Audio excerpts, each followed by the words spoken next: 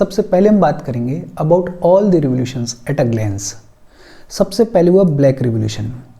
Black revolution related था petroleum production से। Black revolution किससे रिलेटेड था? पेट्रोलियम प्रोडक्शन से रिलेटेड था। फिर हुआ ब्लू रिवोल्यूशन। ब्लू रिवोल्यूशन कब हुआ? 1985 में हुआ during 7th 5-year plan. Blue revolution कब हुआ? 1985 में हुआ और किससे रिलेटेड था? फिश प्रोडक्शन से रिलेटेड था।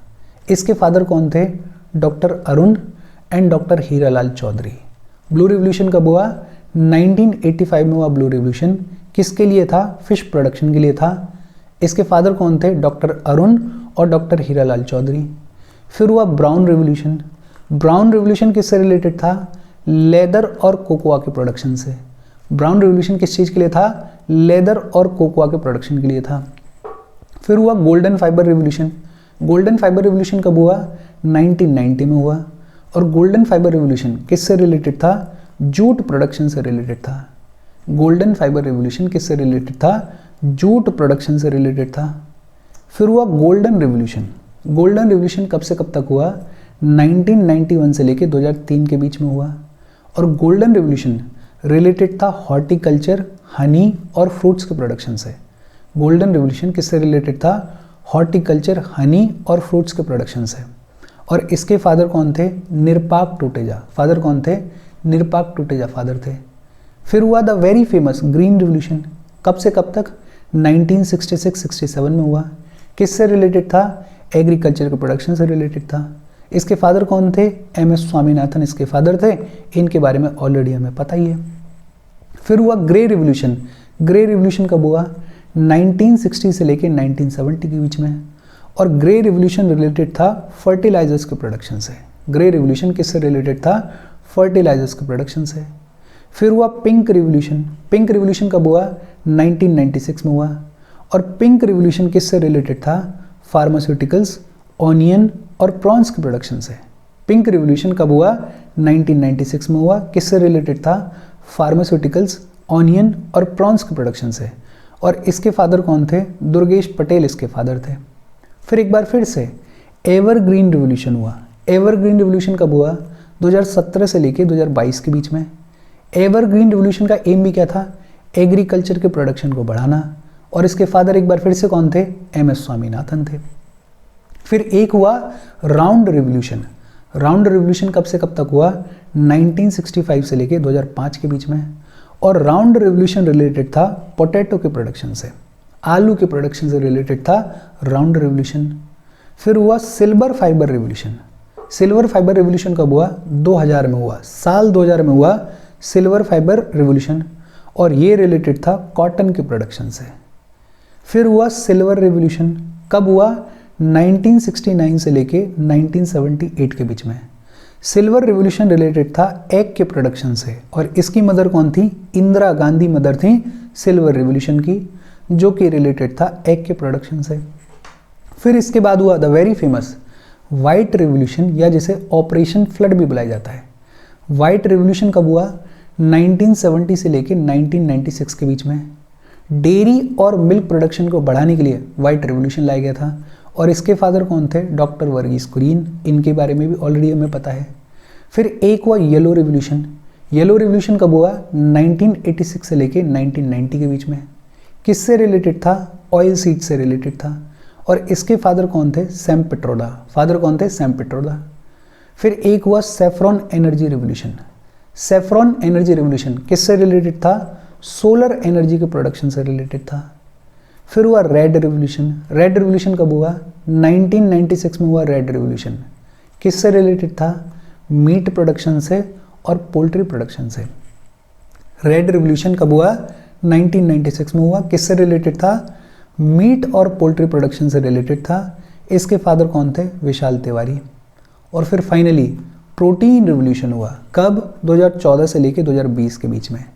प्रोटीन रिवोल्यूशन का भी एम क्या था? कि एग्रीकल्चर के प्रोडक्शन को बढ़ाना है। लेकिन ये जो टर्म है प्रोटीन रिवोल्यूशन, इसको किसने कॉइन किया? इसको कॉइन किया नरेंद्र मोदी साहब ने।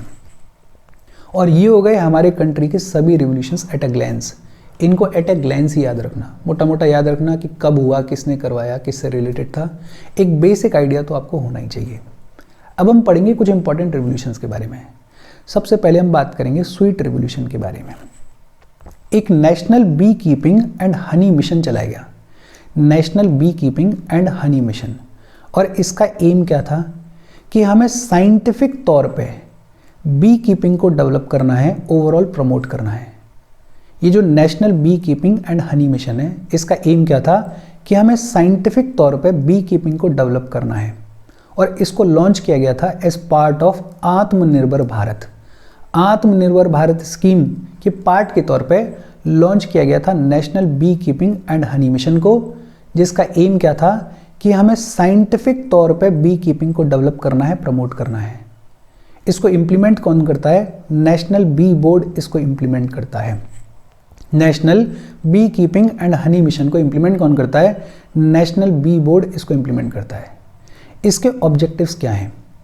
एक तो holistic growth of beekeeping industry, कि ये जो बीज का पालन होता है प्लस पोस्ट हार्वेस्ट वहाँ तक जितनी भी इंडस्ट्री है उस इंडस्ट्री की होलिस्टिक ग्रोथ। दूसरा एम्प्लॉयमेंट जनरेशन, गांव में, रूरल एरियाज़ में जहाँ पे बी कीपिंग को प्रैक्टिस किया जा सकता है वहाँ पे एम्प्लॉयमेंट का जनरेशन करना। तीसरा हॉर्टिकल्चर प्रोडक्शन को इम्प्रूव करना। बी कीपिंग बहुत क्लोजली रिलेटेड होती है हॉर्टिकल्चर से, तो हॉर्टिकल्चर का प्रोडक्शन उसको भी इम्प्रूव करना इसका एक ऑब्जेक्टिव था। तीसरा इंफ्रास्ट्रक्चर को डेवलप करना। आप बी कीपिंग के थ्रू हनी बना लोगे, शहद बना लोगे, लेकिन उसको मार्केट तक पहुंचाने के लिए जो इंफ्रास्ट्रक्चर चाहिए उस इंफ्रास्ट्रक्चर को डेवलप करना, ये भी एक ऑब्जेक्टिव था national beekeeping and honey mission का। फिर इसका एक ऑब्जेक्ट ये भी था कि एक integrated beekeeping development centres को स्टैब्लिश किया जाएगा। Integrated beekeeping development centres को भी स्टैब्लिश किया जाएगा। और मेन कि ये जो बी कीपिंग है इसके थ्रू विमेंस को एम्पावर किया जाएगा, बिकॉज ये ऐसा काम है जिसमें विमेंस जो हैं वो एक्टिवली पार्टिसिपेट कर सकती हैं। Khadi and village industries commission, आपने नाम सुना होगा इसका। इस khadi and village industries commission ने मोबाइल हनी प्रोसेसिंग वैन्स को भी लॉन्च किया है। जो लोग बी कीपिंग कर रहे हैं उनके हनी को प्रोसेस करने के लिए मोबाइल हनी प्रोसेसिंग वैन्स को भी लॉन्च किया। किसने? Khadi and village industries commission. देखो इसमें मोटा सा एक लाइन याद रखनी है कि national beekeeping and honey mission को लॉन्च किया गया एज पार्ट ऑफ आत्मनिर्भर भारत। इम्प्लीमेंट कौन करता है? नेशनल बी बोर्ड इसको इम्प्लीमेंट करता है। और इसका एम क्या है कि हमें बी कीपिंग को साइंटिफिकली डेवलप करना है, ओवरऑल प्रमोट करना है। फिर बात आती है रेड रिवॉल्यूशन के बारे में। रेड रिवॉल्यूशन को लॉन्च किया गया, नाम से क्लियर है।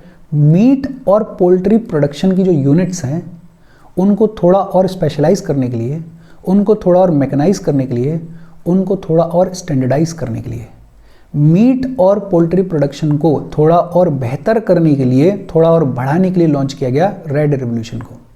और आज की डेट में स्थिति क्या है? India is the second largest beef exporting country in the world. India second largest beef exporting country है दुनिया में। पहले नंबर पे कौन है? ब्राज़ील है।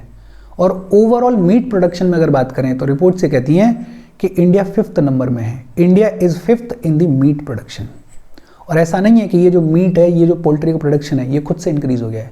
इसमें गवर्नमेंट के भी इनिशिएटिव्स हैं। जैसे सरकार ने दिल्ली में पहली meat and poultry food testing laboratory को स्टैब्लिश किया। सरकार ने पहली meat and poultry food testing laboratory को स्टैब्लिश किया। कहाँ पे स्टैब्लिश किया? दिल्ली में स्टैब्लिश किया। 100% FDI भी अलाउड है। और बहुत इंटेंसिव रिसर्च एंड डेवलपमेंट की जा रही है in food processing, in improved packaging, because meat ऐसी चीज़ है जो कि जल्दी ख़राब हो जाती है। तो उसके लिए बहुत सारा R&D किया जा रहा है ताकि इसकी लाइफ को बढ़ाया जा सके, ताकि इसकी क्वालिटी को बढ़ाया जा सके। तो गवर्नमेंट इनिशिएटिव्स में एक तो सरकार ने meat and poultry food testing laboratory को स्टैब्लिश किया। कहाँ पे? दिल्ली में। दूसरा इंपॉर्टेंट, 100% FDI अलाउड है। लेकिन ये जो रेड रिवॉल्यूशन है, ये जो मीट प्रोडक्शन है, ये जो पोल्ट्री प्रोडक्शन है, इसके कुछ चैलेंजेस भी हैं। चैलेंजेस क्या हैं? हमारे कंट्री में इन जनरल नॉनवेज कम खाया जाता है, खासकर नॉर्थ इंडिया वाली साइड में। तो हमारे यहाँ पे जो मीट कंजम्पशन है पर कैपिटा वो सिर्फ 6 ग्राम पर डे है। Only 6 grams per day is the meat consumption per capita in our country. और ये हमारी टारगेट कह लो या ये हमारी ज़रूरत है कि ये जो कंजम्पशन है इसको हमें 50 ग्राम्स पर डे तक बढ़ाना था बाय 2020। लेकिन कल्चरल रीजंस हैं, कुछ जोग्राफिकल रीजंस हैं जिनकी वजह से ये जो मीट कंजम्पशन है हमारी कंट्री में वो इस रेट पे नहीं बढ़ रहा है, इस रेट पे बढ़ेगा भी नहीं because of the cultural reasons. India जो है वो ग्लोबल मार्केट का सिर्फ 2% कैप्चर करता है, जबकि इंडिया में हाईएस्ट लाइव स्टॉक पॉपुलेशन है, लेकिन इसके बावजूद ग्लोबल मार्केट में हमारा शेयर सिर्फ 2% का है, जो कि बेहद कम है। यहाँ पे हमें बहुत काम करने की ज़रूरत है बिकॉज यहाँ पे एक्सपोर्ट का पोटेंशियल भी है और बहुत अच्छा पोटेंशियल है, रेट्स भी अच्छे मिलते हैं। बस हमें इंफ्रास्ट्रक्चर बिल्ड करना है, हमें इसके इर्द गिर्द बिजनेस बिल्ड करना है। But because of cultural reasons, because of traditional reasons हमारे यहाँ पे मीट कंजम्पशन इसको ठीक नहीं माना जाता है, लंबे चौड़े हिस्से में ठीक नहीं माना जाता है, और उसकी वजह से जो ओवरऑल एक्सपोर्ट्स भी हमारे, जो हमारा ग्लोबल मार्केट में शेयर भी है, वो भी सिर्फ 2% है। रेड रिवोल्यूशन क्या है, नाम से याद रखो, बेसिक चीज़ें याद रखो। फिर हम बात करेंगे ब्लू रिवोल्यूशन के बारे में। ये जो हमारी फिशरमैन्स की कम्युनिटी है, इनकी इकोनॉमिक प्रॉस्पेरिटी के लिए लॉन्च किया गया किसको, ब्लू रिवोल्यूशन को लॉन्च किया गया। फादर कौन है, डॉक्टर अरुण कृष्णन और डॉक्टर हीरालाल चौधरी। फिशरमैन्स की कम्युनिटी, उनकी प्रॉस्पेरिटी के लिए लाया गया ब्लू रिवोल्यूशन को, फिश प्रोडक्शन को बढ़ाने के लिए लाया गया ब्लू रिवोल्यूशन को। फादर कौन है, डॉक्टर अरुण और डॉक्टर हीरालाल चौधरी। गवर्नमेंट ने क्या क्या इनिशिएटिव्स लिए, एक तो गवर्नमेंट लेकर आई integrated development and management of fisheries. Integrated development and management of fisheries कब लाया गया, 2015 से लेकर 2020 के बीच में। 2015 से लेकर 2020 के बीच में integrated development and management of fisheries को लॉन्च किया सरकार ने। जो सबसे इम्पॉर्टेंट है वो है प्रधानमंत्री मत्स्य संपदा योजना। और ये जो प्रधानमंत्री मत्स्य संपदा योजना है, इसकी बातचीत इकोनॉमिक सर्वे 2025 में भी की गई है, तो थोड़ा दिमाग में रखना। प्रधानमंत्री मत्स्य संपदा योजना को लॉन्च किया गया था 2019-2020 के बजट में। 2019-2020 के बजट में लॉन्च किया गया था प्रधानमंत्री मत्स्य संपदा योजना को। किस काम के लिए, ये जो फिशरीज का मैनेजमेंट फ्रेमवर्क है, इसको रोबस्ट तरीके से तैयार करना, इसको रोबस्ट तरीके से एस्टेब्लिश करना, ओवरऑल फिश प्रोडक्शन को बढ़ाने के लिए उसके पूरे मैनेजमेंट को, राइट फ्रॉम फिश पालन टू पोस्ट हार्वेस्ट, सारा काम उसमें थोड़ा और बेहतरी लाने के लिए लॉन्च किया गया प्रधानमंत्री मत्स्य संपदा योजना को। 5 साल के लिए इसको लॉन्च किया गया था 2020-21 से लेके 2024-25 के पीरियड में, और इस 5 साल के लिए 20,050 करोड़ का अलॉटमेंट किया गया था। 2020-21 के बजट में कॉन्सेप्ट ऑफ सागर मित्रास को भी इंट्रोड्यूस किया गया। सागर मित्रास मतलब ऐसे लोग जो कि इस फिशरमैन कम्युनिटी की हेल्प करेंगे, बताएंगे, अवेयरनेस फैलाएंगे कि किस तरीके से फिश प्रोडक्शन को मैनेज किया जा सकता है, किस तरीके से फिश प्रोडक्शन को इंक्रीज किया जा सकता है। तो ये जो प्रधानमंत्री मत्स्य संपदा योजना है, इसको भी थोड़ा सा दिमाग में रखना। इसके अलावा इकोनॉमिक सर्वे में एक फंड की भी बात की गई है, fisheries and aquaculture infrastructure development fund.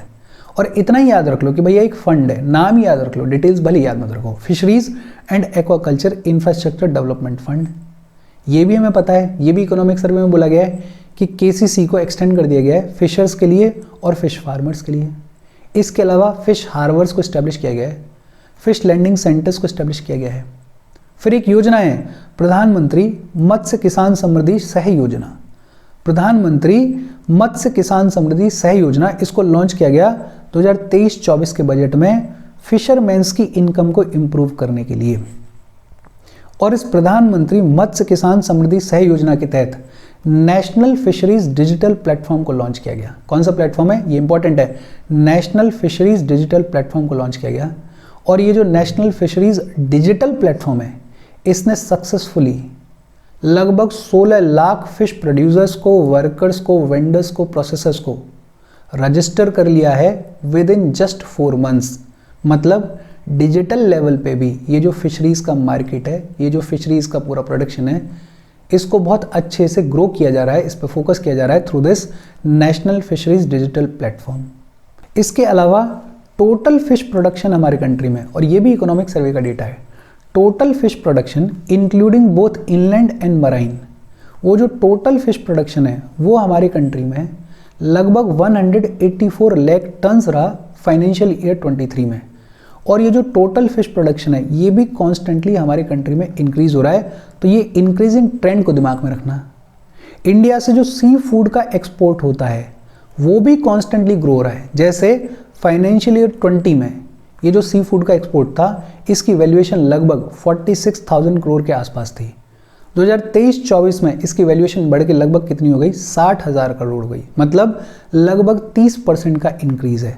अब ये जो फिगर्स हैं इन फिगर्स को याद रखने की ज़रूरत नहीं है, लेकिन हाँ मोटा मोटा ट्रेंड याद रखो कि हमारे जो टोटल फिश प्रोडक्शन है वो सिग्निफिकेंटली इंक्रीज हुआ है over the period of time. हमारा इंडिया का जो सी फूड एक्सपोर्ट्स है उसका भी वैल्यूएशन सिग्निफिकेंटली इंक्रीज हुआ है over the period of time.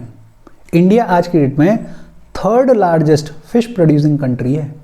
India is the 3rd largest fish producing country.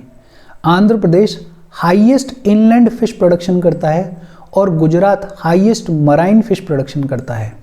Andhra प्रदेश सबसे ज़्यादा इनलैंड फिश प्रोडक्शन करता है हमारे कंट्री में और गुजरात सबसे ज़्यादा मराइन फिश प्रोडक्शन करता है हमारे कंट्री में। ये डिटेल्स हैं, इन डिटेल्स को ट्रेंड्स के तौर पे याद रखो ताकि अगर कल को लिखने को आ जाए तो आपको पता होना चाहिए। ये जो फिशरीज वाला सेक्टर है इसको सनराइज सेक्टर बुलाया गया। सनराइज सेक्टर क्यों बुलाया गया है? बिकॉज कॉन्स्टेंटली ये देखने को मिल रहा है कि 2014-15 से ऑन एन एवरेज ये जो सेक्टर है वो डबल डिजिट में ग्रो कर रहा है, लगभग 11% की रेट से ग्रो कर रहा है। तो fisheries is the sunrise sector, इसके ऊपर हमें फोकस करने की ज़रूरत है। एक्सपोर्ट्स का भी पोटेंशियल है इसमें वो भी है कि जो नॉन वेज एरियाज़ हैं वहाँ पे इसको खाया भी खूब जाता है और भी बहुत सारी यूज़ हैं, ऑयल्स वगैरह और बहुत सारी चीज़ें। तो फिशरीज़ के प्रोडक्शन पे हमें फोकस करने की ज़रूरत है। लेकिन ये जो फिशरीज सेक्टर है इसके चैलेंजेस क्या हैं? हमारे कंट्री में अभी भी क्वालिटी सीड्स अवेलेबल नहीं है, क्वालिटी फ़िश फूड अवेलेबल नहीं है। दूसरा, अभी भी ट्रेडिशनल तौर तरीक़ों से काम होता है। फिशरीज सेक्टर में स्टाफ की पूर्ति नहीं है, फिशरीज सेक्टर के लिए प्रॉपर ट्रेनिंग प्रोवाइड नहीं की जा रही है। एक बड़ी समस्या ये है कि बहुत सारे मेजर आउटब्रेक्स देखते हैं डिसीजेस के और उनका प्रॉपर मैनेजमेंट नहीं हो पाता। इंफ्रास्ट्रक्चर सबसे बड़ी प्रॉब्लम है, रिलायबल अपडेटेड डेटा हमारे यहाँ पे सबसे बड़ी प्रॉब्लम है। तो प्रॉब्लम्स अगर आप देखोगे हमारे यहाँ पे जितने भी सेक्टर्स हैं उनमें लगभग सेम सी हैं कि क्वालिटी का एक बहुत बड़ा इशू है, क्वालिटी नहीं है। दूसरा, इंफ्रास्ट्रक्चर का एक बहुत बड़ा प्रॉब्लम है। तीसरा, ट्रेनिंग का बहुत बड़ा इशू रहता है। और ये 2-3 चीज़ें तो ऐसी हैं जो कि ऑलमोस्ट हर एक सेक्टर में हमारे कंट्री में कॉमन है, जिन पर हमें काम करने की ज़रूरत है। उसका एक रीज़न ये भी है कि हम बहुत ही नई कंट्री हैं, अभी बहुत ज़्यादा टाइम नहीं हुआ है हमें, और इन चीज़ों को डेवलप करने में टाइम लगता है, पैसा लगता है, रिसोर्सेज लगते हैं, मैन पावर लगती है। हम कर रहे हैं, धीरे धीरे आगे की तरफ जा रहे हैं। फिर इसके बाद बात आती है वाइट रिवोल्यूशन। वाइट रिवोल्यूशन जिसे ऑपरेशन फ्लड भी बुलाया जाता है, ये भी गलत टाइप हो गया है, ऑपरेशन फ्लड या वाइट रिवोल्यूशन। और वाइट रिवोल्यूशन के इवोल्यूशन की भी अपनी कहानी है। सरकार ने शुरुआत से ही ऐसे स्टेप्स लिए जो कि ये दिखाते हैं कि सरकार का फोकस था मिल्क प्रोडक्शन के ऊपर, सरकार का फोकस था कैटल की क्वालिटी के ऊपर। जैसे फर्स्ट 5 ईयर प्लान में ही सरकार लेकर आई की विलेज स्कीम, और ये जो की विलेज स्कीम थी इसका एम क्या था? कैटल की क्वालिटी को इम्प्रूव करना, कैटल की क्वालिटी को बेहतर करना। तो फर्स्ट 5 ईयर प्लान में लाया गया की विलेज स्कीम को। फिर सेकंड 5 ईयर प्लान में सेटअप किया गया नेशनल डेयरी डेवलपमेंट बोर्ड को। सेकंड 5 ईयर प्लान में नेशनल डेयरी डेवलपमेंट बोर्ड को सेटअप किया गया। और थर्ड 5 ईयर प्लान में लॉन्च किया गया इंटेंसिव कैटल डेवलपमेंट प्रोग्राम को। थर्ड 5 ईयर प्लान में लॉन्च किया गया इंटेंसिव कैटल डेवलपमेंट प्रोग्राम को। मतलब अगर आप देखो तो शुरुआत से ही सरकार कोशिश कर रही थी। वाइट रिवोल्यूशन एक दिन की कहानी नहीं है। और ये यहाँ पे दिखता है कि फर्स्ट 5 ईयर प्लान में सरकार लेकर आई है की विलेज स्कीम।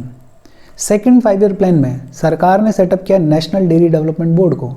और थर्ड 5 ईयर प्लान में सरकार ने लॉन्च किया है इंटेंसिव कैटल डेवलपमेंट प्रोग्राम को।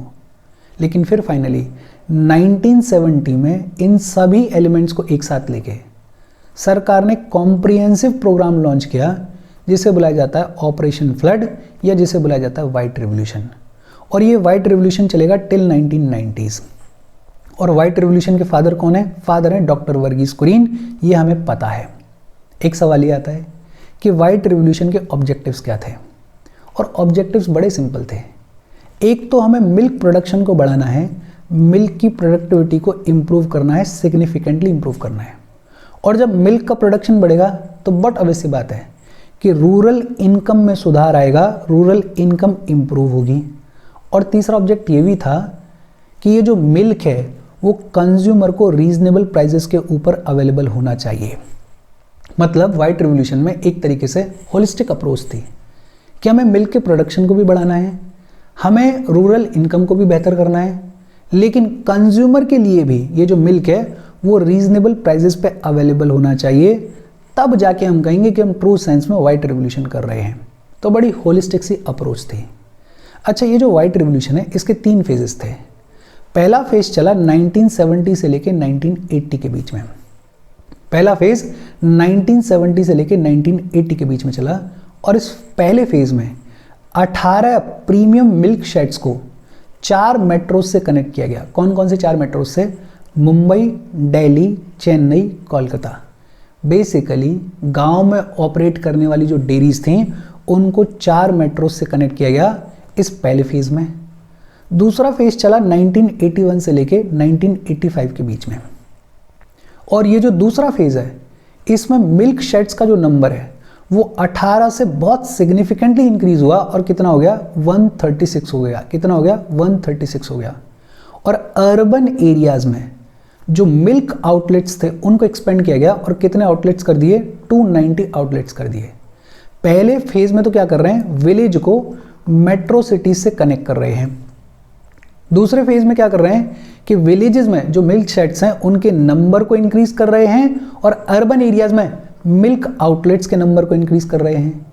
और तीसरा फेज चला 1985 से लेकर 1996 के बीच में, और ये जो फेज है इसमें डेयरी कोऑपरेटिव्स का बड़ा इंपॉर्टेंट रोल रहा। डेयरी कोऑपरेटिव्स का जो नंबर है वो बहुत सिग्निफिकेंटली इंक्रीज हुआ, मिल्क शेड्स का जो नंबर है वो भी इंक्रीज हुआ, और इस बार फोकस किया गया R&D के ऊपर in animal health and nutrition. Animal health और न्यूट्रिशन के लिए वैक्सीन्स वगैरह बनाई गई ताकि एनिमल हेल्थ को एंश्योर किया जा सके। तो 3 फेजेस में चला वाइट रिवोल्यूशन, और इन तीनों फेजेस का नतीजा है कि हमने बड़ा सिग्निफिकेंटली ग्रो किया मिल्क प्रोडक्शन के मामले में। अगर मिल्क प्रोडक्शन के मामले में, डेयरी सेक्टर के मामले में अचीवमेंट्स की बात करें तो इकोनॉमिक सर्वे का डेटा है इसी साल का, हमारा जो लाइव स्टॉक का आउटपुट वैल्यू है फाइनेंशियल ईयर 23 में वो कितनी है? 17 लाख करोड़ के आसपास है। कितनी है? 17 लाख करोड़ के आसपास है। और ये जो टोटल आउटपुट वैल्यू है लाइव स्टॉक की, इसमें से मिल्क इंडस्ट्री का कंट्रीब्यूशन कितना है? 11 लाख करोड़ का है। इसके बारे में हमने पहले भी बात की हुई है। तो सोचो, एक लंबा चौड़ा chunk, almost more than 60% chunk जो है वो मिल्क इंडस्ट्री से आता है इस लाइव स्टॉक आउटपुट वैल्यू में। समझ सकते हो आप इंपॉर्टेंस। हमारा जो डेयरी सेक्टर है वो पिछले 4 साल से 6% की रेट से ग्रो कर रहा है एनुअली। ग्लोबल लेवल पर अगर देखें तो जो ग्लोबल डेयरी सेक्टर है वो ग्रो कर रहा है 2% से, मतलब हम 4% फालतू ग्रो कर रहे हैं, फालतू रेट से ग्रो कर रहे हैं। वो भी अचीवमेंट को दिखाता है।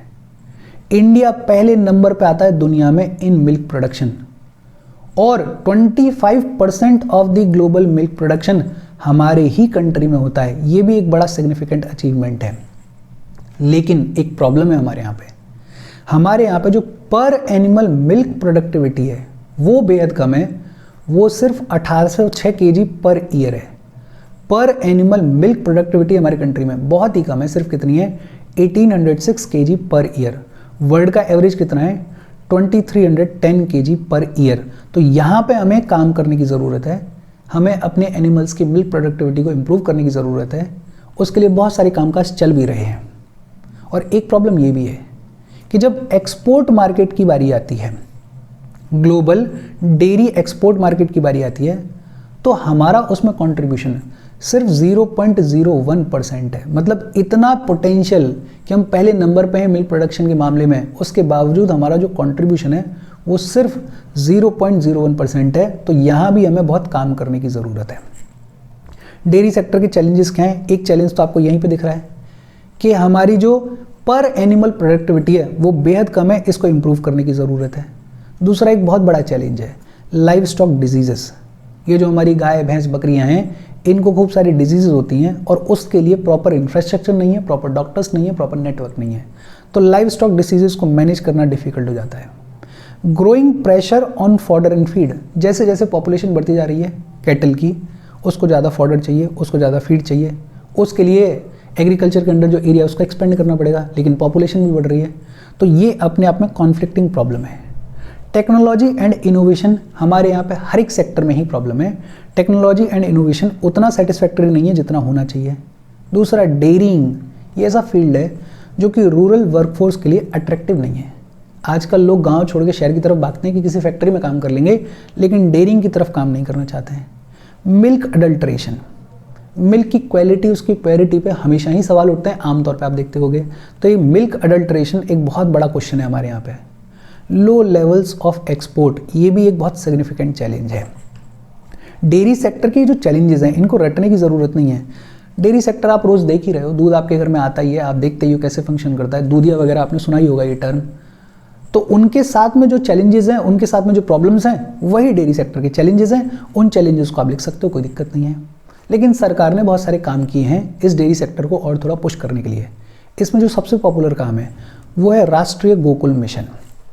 राष्ट्रीय गोकुल मिशन को 2014 में लॉन्च किया गया और इसका एम क्या था कि हमें इंडिजीनियस काउस की जो ब्रीड्स हैं, वो बाइन्स की जो ब्रीड्स हैं, उनको डेवलप करना है, उनको कंजर्व करना है। राष्ट्रीय गोकुल मिशन कब लाया गया? 2014 में लाया गया। इंडिजीनियस, हमारी जो घर की काउस की वो वाइन्स की ब्रीड्स हैं, उनको डेवलप करने के लिए, उनको कंजर्व करने के लिए। और ये जो राष्ट्रीय गोकुल मिशन है, इसके अंदर क्या क्या स्ट्रैटेजीज हैं? एक तो ब्रीड इंप्रूवमेंट प्रोग्राम चलाया गया for genetic cattle. Genetic cattle, ऐसी कैटल जिसके मिल्क की प्रोडक्टिविटी को थोड़ा इंप्रूव किया जा सकता है, प्रोडक्शन को बढ़ाया जा सकता है, उसके लिए ब्रीड इंप्रूवमेंट प्रोग्राम चलाया गया। दूसरा, quality artificial insemination at farmers doorstep. जो आर्टिफिशियली इंसेमिनेट किया जाता है उसके लिए फार्मर के डोर स्टेप पे फैसिलिटी होनी चाहिए। ई पशु हाट को ऑर्गेनाइज किया गया है। ई मार्केट पोर्टल है ये, जिस पे अगर किसी को अपनी गाय भैंस बकरी बेचनी है तो इस पोर्टल पे जाके उसको लिस्ट कर सकता है, खरीदार वहाँ मिल जाएगा, खरीद बेच हो सकती है इस ई पशु हाट से। लेकिन इसका पेनिट्रेशन अभी बहुत कम है बिकॉज रूरल एरियाज में फार्मर्स को इसकी जानकारी नहीं है। गोकुल ग्राम्स को इस्टेब्लिश किया गया है। इंडिजीनियस ब्रीड्स को डेवलप करने के लिए गोकुल ग्राम्स को इस्टेब्लिश किया गया है। ये मथुरा वाली साइड में, यूपी वाली साइड में तो बहुत सिग्निफिकेंटली रन करते हैं ये गोकुल ग्राम्स, तो इनका भी बड़ा इंपॉर्टेंस है। 2 नेशनल कामधेनु ब्रीडिंग सेंटर्स को इस्टेब्लिश किया गया है। नेशनल कामधेनु ब्रीडिंग सेंटर्स को इस्टेब्लिश किया गया है। कितने सेंटर इस्टेब्लिश किए गए हैं? 2 किए गए हैं। ये जो राष्ट्रीय गोकुल मिशन है, इसी के तहत कामधेनु अवार्ड्स भी दिए जाते हैं। कामधेनु अवार्ड्स दिए जाते हैं ऐसे इंस्टीट्यूशंस को, ट्रस्ट को, एनजीओस को, गौशालास को जो कि इंडिजीनियस हर्ड को बहुत अच्छे से मैनेज कर रहे हैं। एक गोपाल रत्न अवार्ड भी दिया जाता है।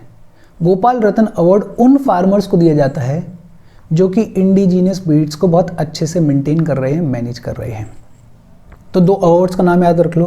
कामधेनु अवार्ड है जो कि ट्रस्ट, एनजीओ, गौशालाज वगैरह को दिया जाता है जो कि इंडिजीनियस ब्रीड्स को प्रोटेक्ट करने के लिए काम कर रहे हैं।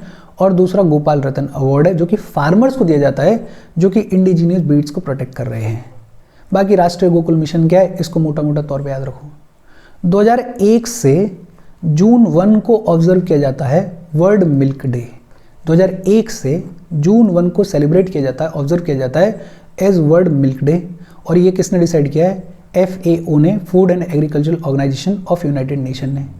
इंडिया में 26 नवंबर को नेशनल मिल्क डे सेलिब्रेट किया जाता है। 26 नवंबर को हमारे यहाँ पे नेशनल मिल्क डे सेलिब्रेट किया जाता है। 26 November is the birth date of doctor Varghese Kurien, father of white revolution. तो 26 नवंबर को हमारे यहाँ पे नेशनल मिल्क डे सेलिब्रेट किया जाता है। एक प्रोग्राम और है, national animal disease control programme. National animal disease control programme, इसको 2019 में लॉन्च किया गया और इसका टारगेट स्पेसिफिक था। 2 बीमारियां हैं जो कि एनिमल्स में हमारे यहाँ पे आमतौर पे देखने को मिलती हैं। एक है फुट एंड माउथ डिसीज, ये फूड गलत लिख गया है, फुट एंड माउथ डिसीज। और दूसरी है brucellosis. Foot and mouth disease and brucellosis, इसको पूरे तरीके से कंट्रोल करना है हमें बाय 2025 और पूरे तरीके से इरेडिकेट करना है बाय 2030। इस एम के साथ में 2019 में लॉन्च किया गया था national animal disease control programme को। ये जो national animal disease control programme है, इसको इम्प्लीमेंट कौन करता है? Ministry of fisheries, animal husbandry and dairying इसको इम्प्लीमेंट करता है। और ये जो प्रोग्राम है इसको 100% कौन फंड करता है? गवर्नमेंट ऑफ इंडिया फंड करती है। ये जो फुट एंड माउथ डिसीज़ है, ये तो अभी रिसेंटली न्यूज़ में थी, होपफुली आपने पढ़ी होगी, अगर नहीं पढ़ी है तो इसके बारे में देख लेना। बाकी यहाँ पे एग्रीमेंट ऑन एग्रीकल्चर की भी बातचीत की गई है और दूसरा एथेनॉल ब्लेंडिंग की भी बातचीत की गई है, लेकिन वो दोनों टॉपिक्स आगे चल के डिटेल में आने वाले हैं, तो डिटेल में पढ़ेंगे, उनको यहाँ पे छोड़ रहे हैं। इसके साथ आज की हमारी बातचीत खत्म हो गई। देखो आज का सेशन इम्पॉर्टेंट इस सेंस में है कि अगर आप कोई आंसर लिख रहे हो तो कुछ रिवॉल्यूशंस के नाम, उनकी फंक्शनिंग, उनके अंदर क्या कामकाज किया गया है वो आपको पता होना चाहिए। और ये सिर्फ आपके इकोनॉमी में काम नहीं आएगा, ये आपके ज्योग्राफी में भी काम आएगा, ये आपके एनवायरनमेंट में भी काम आएगा। तो इस सेशन को उस पॉइंट ऑफ व्यू से देखना। कोई डाउट हो कमेंट करके पूछ लेना। Thank you very much.